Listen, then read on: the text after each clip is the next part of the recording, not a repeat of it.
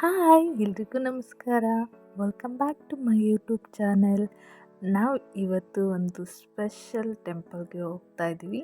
ನಾನು ನಮ್ಮ brother wife ಮತ್ತು ನಮ್ಮ ಹಸ್ಬೆಂಡು ಇವತ್ತು ಒಂದು ವಿಶೇಷವಾಗಿರುವ ಟೆಂಪಲ್ಗೆ ಹೋಗ್ತಾ ಇದ್ದೀವಿ. ಆ ಟೆಂಪಲ್ಗೆ ಹೋಗ್ತಾ ಇದ್ದೀವಿ ಅಂತ ನಿಮಗೆ ತೋರಿಸ್ತೀನಿ. ವಿಡಿಯೋನ ಎಲ್ಲೂ ಸ್ಕಿಪ್ ಮಾಡ್ತೀನಿ ನೋಡಿ. ಯಾರೆಲ್ಲ ಫಸ್ಟ್ ಟೈಮ್ ನನ್ನ ವಿಡಿಯೋ ನೋಡ್ತಾ ಇದ್ದೀರಾ ಪ್ಲೀಸ್ ಸಬ್ಸ್ಕ್ರೈಬ್ ಮಾಡ್ಕೊಳ್ಳಿ, ಬೆಲ್ ಐಕನ್ ಕ್ಲಿಕ್ ಮಾಡ್ಕೊಳ್ಳಿ. ಫಸ್ಟ್ ನೋಟಿಫಿಕೇಷನ್ಸ್ ನಿಮಗೆ ಬರುತ್ತೆ. ನನ್ನದೆಲ್ಲ ವೀಡಿಯೋಸು ನೀವೇ ಫಸ್ಟ್ ನೋಡ್ಬೋದು, ಓಕೆನಾ. ನಾವಿವತ್ತು ಪ್ರಪಂಚದಲ್ಲೇ ಅತಿ ಎತ್ತರವಾಗಿರುವಂತಹ ಪಂಚಮುಖಿ ಆಂಜನೇಯ ಟೆಂಪಲ್ಗೆ ಹೋಗ್ತಾ ಇದ್ದೀವಿ. ಇದು ನಿಮಗೆ ಕುಣಿಗಲ್ಲಿಂದ ಜಸ್ಟ್ 4 ಕಿಲೋಮೀಟರ್ಸ್ ಆಗುತ್ತೆ. ಅದೇನೇ ಬಿದಿನಗೆರೆಯಲ್ಲಿ ಇರೋ ಪಂಚಮುಖಿ ಆಂಜನೇಯ ಟೆಂಪಲ್.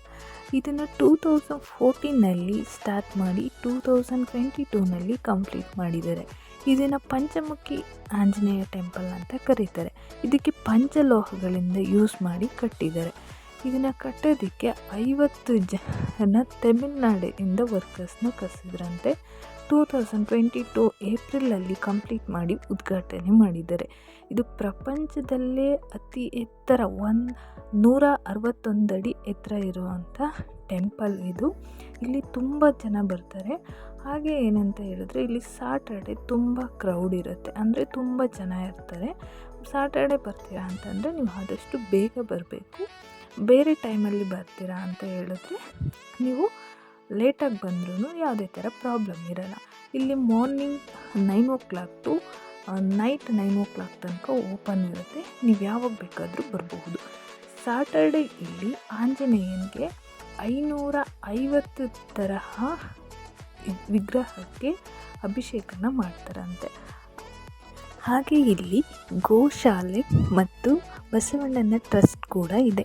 ನಾವು ಇಲ್ಲೇ ಏನೇ ಬೈ ಮಾಡಿದ್ರೂ ಅದು ಇಲ್ಲಿ ಕೆಲಸ ಮಾಡುವಂಥ ವರ್ಕರ್ಸ್ಗೆ ಮತ್ತು ಹಾಗೆ ಗೋಶಾಲೆಗೆ ಮತ್ತು ಆ ಟ್ರಸ್ಟ್ಗೇ ಸೇರುತ್ತಂತೆ ಅಮೌಂಟು. ನಾವು ಇವಾಗ ಶನೇಶ್ವರ ಟೆಂಪಲ್ ಒಳಗಡೆ ಹೋಗ್ತಾ ಇದ್ದೀವಿ. ಇದನ್ನು ಕೂಡ ತುಂಬ ಅತಿ ದೊಡ್ಡ ಟೆಂಪಲ್ಲು, ಶನೇಶ್ವರ ಟೆಂಪಲ್ಲು. ಇಲ್ಲಿ ನೀವು ಶನೇಶ್ವರನಿಗೆ ಪ್ರಿಯವಾದ ಕಪ್ಪು ಬಟ್ಟೆ, ಎಳ್ಳು ಬತ್ತಿಯನ್ನು ನೀವು ಹಚ್ಬೋದು.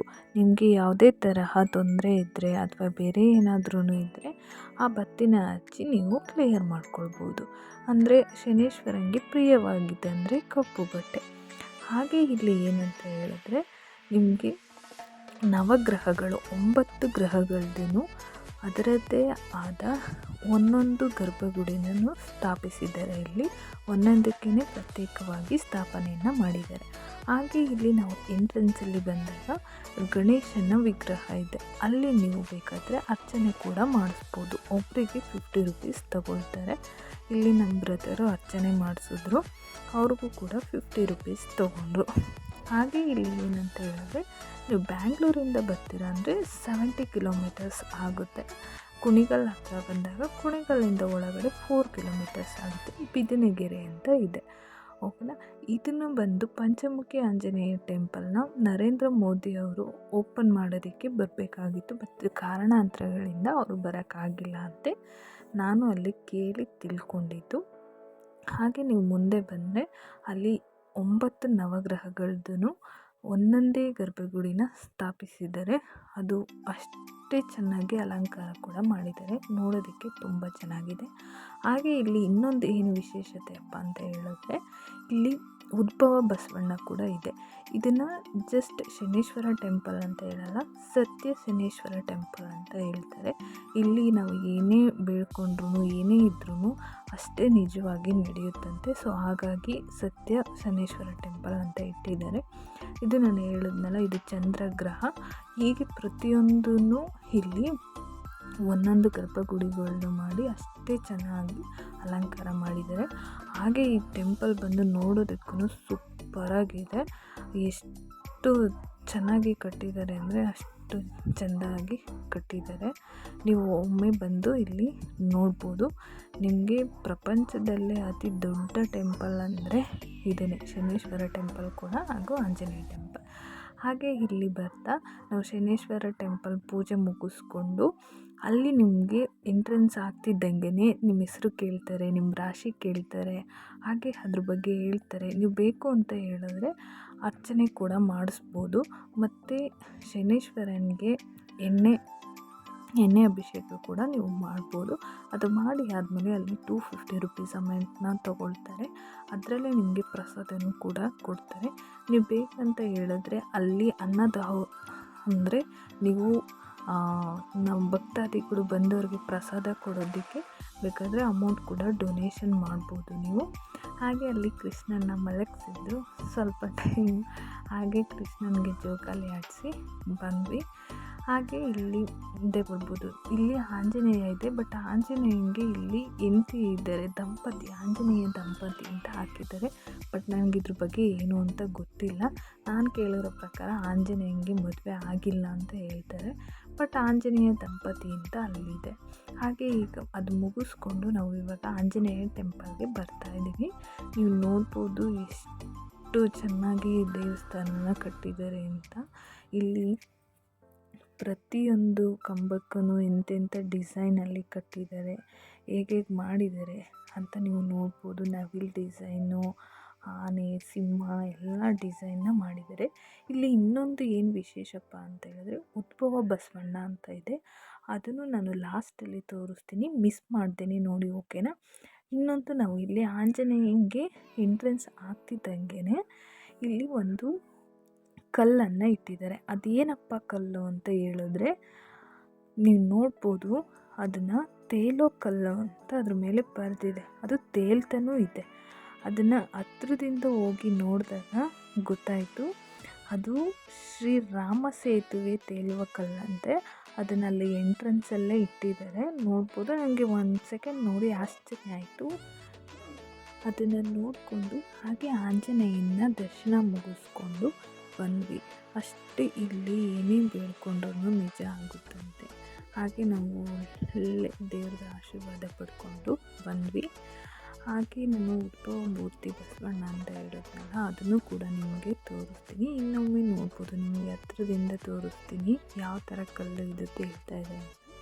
ಹಾಗೆ ದರ್ಶನ ಮುಗಿಸ್ಕೊಂಡು ಈಚೆ ಬಂದಮೇಲೆ ಇಲ್ಲೊಬ್ಬರು ತಾತ ಇದ್ದರು, ಅವರು ಈ ಥರ ಗೋವಿಂದಂದು ನಾಮ ಹಾಕ್ತಾಯಿದ್ರು. ನಾವೆಲ್ಲ ಹಾಕಿಸ್ಕೊಂಡು ಆಮೇಲೆ ಒಂದು 5 ನಿಮಿಷ 10 ನಿಮಿಷ ಅಲ್ಲೇನೋ ಕೂತ್ಕೊಂಡು ಪ್ರಾರ್ಥನೆ ಮಾಡಿ, ಇವಾಗ ಯಾವುದೇ ಟೆಂಪಲ್ಗೆ ಬಂದ್ರೂ ಅಟ್ಲೀಸ್ಟ್ ಒಂದು 5 to 10 ಮಿನಿಟ್ಸು ಕೂತ್ಕೊಂಡು ನೆಮ್ಮದಿಯಿಂದ ಹೋಗಬೇಕು. ಆಮೇಲೆ ಅಲ್ಲಿ ಮೇಲ್ಗಡೆ ಆಂಜನೇಯ ವಿಗ್ರಹ ಹತ್ರ ನಾವು ಹೋಗ್ಬೇಕಂತ ಹೇಳಿದ್ರೆ ಇಲ್ಲಿ ಟಿಕೆಟ್ ತೊಗೊಂಡು ಹೋಗಬೇಕು. ಒಬ್ಬರಿಗೆ 10 ರುಪೀಸ್ ತೊಗೊಳ್ತಾರೆ. ಮುಂಚೆ ಇದೇ ಟಿಕೆಟ್ನ 30 ರುಪೀಸ್ಗೆ ಕೊಡ್ತಾಯಿದ್ರು, ಬಟ್ ಇವಾಗ ಜಸ್ಟ್ 10 ರುಪೀಸ್ ಮಾಡಿದ್ದಾರೆ ಒಬ್ಬರಿಗೆ. ಅಲ್ಲಿ ಹೋಗಿ ಮೇಲ್ಗಡೆ ವಿಗ್ರಹನ ಹತ್ರದಿಂದ ನೋಡ್ಕೊಂಬರ್ಬೋದು. ಇಲ್ಲಿ ಏನಂತ ಹೇಳಿದ್ರೆ ಈ ವಿಗ್ರಹಕ್ಕೆ ಅದು ಮಾಡೋದಕ್ಕೆ ಎಷ್ಟು ಸಿಮೆಂಟ್ ಮೂಟೆಗಳು ಖರ್ಚು ಮಾಡಿದ್ದಾರೆ ಅಂತ ಗೊತ್ತಿಲ್ಲ. ಹಾಗೆ ಇದಕ್ಕೆ ಪೇಂಟಿಂಗ್ ಮಾಡಿರೋದು ಕೂಡ 5,000 ಲೀಟರ್ಸ್ಗಿಂತ ಜಾಸ್ತಿ ಪೇಂಟ್ ಯೂಸ್ ಮಾಡಿದಾರಂತೆ ಇದಕ್ಕೆ. ನೀವು ನೋಡ್ಬೋದು ಹತ್ರದಿಂದ, ನಾವು ಹತ್ರ ಹೋದರೆ ಚಿಕ್ಕ ಇರುವೆ ಥರ ಕಾಣಿಸ್ತೀವಿ, ಅಷ್ಟು ದೊಡ್ಡದಾಗಿ ಕಟ್ಟಿದ್ದಾರೆ. ಇಲ್ಲಿ ನೋಡೋದಕ್ಕೆ ಯಾವುದೂ ಆರ್ಟಿಫಿಷಿಯಲ್ ಅನಿಸಲ್ಲ, ರಿಯಲಿಸ್ಟಿಕ್ ಆಗಿ ಇದೆ ಇದು ವಿಗ್ರಹ. ನೀವು ನೋಡ್ಬೋದು ಪ್ರತಿಯೊಂದೂ ಕೂಡ ಎಕ್ಸಾಕ್ಟ್ ಯಾವ ಥರ ಇರುತ್ತೆ ಒರಿಜಿನಲ್ ಆಗಿ ಅದೇ ಥರ ದೇವರು ಎದ್ದು ಬರ್ತಿದೆ ಅನ್ನೋ ಥರನೇ ಇಲ್ಲಿ ಮಾಡಿದ್ದಾರೆ. ಗದೆ ಇರ್ಬೋದು, ಕಾಲು ಕೈ ಎಲ್ಲದೂ ಅಷ್ಟೇ. ಅಲ್ಲೇ ಪಕ್ಕದಲ್ಲೇ ಶನೀಶ್ವರ ಟೆಂಪಲ್ ಕೂಡ ಇದೆ, ಅದ್ರದ್ದು ಕೂಡ ನೀವು ನೋಡ್ಬೋದು. ಇಲ್ಲಿ ಸುತ್ತಬೇಕಾದ್ರೆ ನಿಮಗೆ ಪಾರ್ಕಿಂಗ್ ಎಲ್ಲ ಇರುತ್ತೆ. ನೀವು ನೋಡಿ, ಅದು ಕಾಲಿರ್ಬೋದು, ಕೈ ಇರ್ಬೋದು, ಇದು ಜಸ್ಟ್ ಇದು ಉಗುರು ಥರ ಮಾಡಿರೋದು ಕಾಲಲ್ಲಿ. ಅದು ಯಾವ ಥರ ಕಾಣಿಸುತ್ತೆ ಅಂತ ಹತ್ರ ಹೋದರೆ ಮೈ ಒಂಥರ ಜುಮ್ ಅನಿಸುತ್ತೆ, ಆ ಥರ ಅನಿಸುತ್ತೆ. ಇದನ್ನು ಆರ್ಟಿಫಿಷಿಯಲ್ ಅಂತ ನಂಬೋದೇ ಇಲ್ಲ ಯಾರೂ. ಮತ್ತು ಇಲ್ಲೇನಂತ ಹೇಳಿದ್ರೆ ಉತ್ತರದಿಂದ ಈಚೆ ಬಂದಿರೋ ಥರ ಮಾಡಿದ್ದಾರೆ. ಅದನ್ನು ಕೂಡ ಯಾವುದೇ ಆರ್ಟಿಫಿಷಿಯಲ್ ಅನ್ನೋ ಥರ ಕಾಣಿಸಲ್ಲ, ಅಷ್ಟು ಒರ್ಜಿನಲ್ಲಾಗಿ ಮಾಡಿದ್ದಾರೆ, ನೋಡ್ಬೋದು. ಹಾಗೆ ಕೆಳಗಡೆ ಹೂವಿಂದ ಪುಷ್ಪ ಮೇಲೆ ನಿಂತಿರೋ ಥರ ಮಾಡಿರೋದು ಆಂಜನೇಯನ. ನಾವು ಹತ್ರದಿಂದ ಹೋಗಿ ನೋಡಿದ್ರೇ ಗೊತ್ತಾಗುತ್ತೆ ನಾವು ಎಷ್ಟೋ ದೂರದಲ್ಲಿದ್ದೀವಿ ಅನ್ನೋ ಥರ ಕಾಣಿಸುತ್ತೆ, ಅಷ್ಟು ಹೈಟಲ್ಲಿದೆ ಅದು. ಟೆಂಪಲ್ಲು. ನೀವು ಈ ಕಡೆ ಏನಾದರೂ ಬಂದರೆ ಮಿಸ್ ಮಾಡ್ದೇ ಈ ದೇವಸ್ಥಾನಕ್ಕೆ ಬನ್ನಿ. ಯಾವತ್ತೂ ಆಂಜನೇಯ ವರ ಕೊಟ್ಟೇ ಕೊಡ್ತಾನೆ. ನಾನು ಇದರಲ್ಲಿ ಮಹಾಭಾರತ ಮತ್ತು ರಾಮಾಯಣದಲ್ಲಿ ಕೇಳಿರೋ ಪ್ರಕಾರ ಪಂಚಮುಖಿ ಆಂಜನೇಯಗೆ ಇತಿಹಾಸನೇ ಇದೆ. ಬಟ್ ನಾನು ಅದನ್ನೇನು ಅಂತ ತಿಳ್ಕೊಂಡಿಲ್ಲ. ನೀವು ನೋಡ್ಬೋದು ವಿಶ್ವದಲ್ಲೇ ಅತ್ಯಂತ ದೊಡ್ಡ ವಿಗ್ರಹ ಇದು. 5 ತಲೆ ಇರುವಂತಹ ವಿಗ್ರಹ, 161 ಅಡಿ ಇರುವಂಥದ್ದು ಇದು. ನೀವು ಮಿಸ್ ಮಾಡ್ದೇ ಇಲ್ಲಿ ಬಂದು ಹೋಗಿ. ಬಿದಿನಿಗೆರೆ ಕುಣಿಗಲ್ ಪಂಚಮುಖಿ ಆಂಜನೇಯ ಅಂತ ಹೇಳಿ.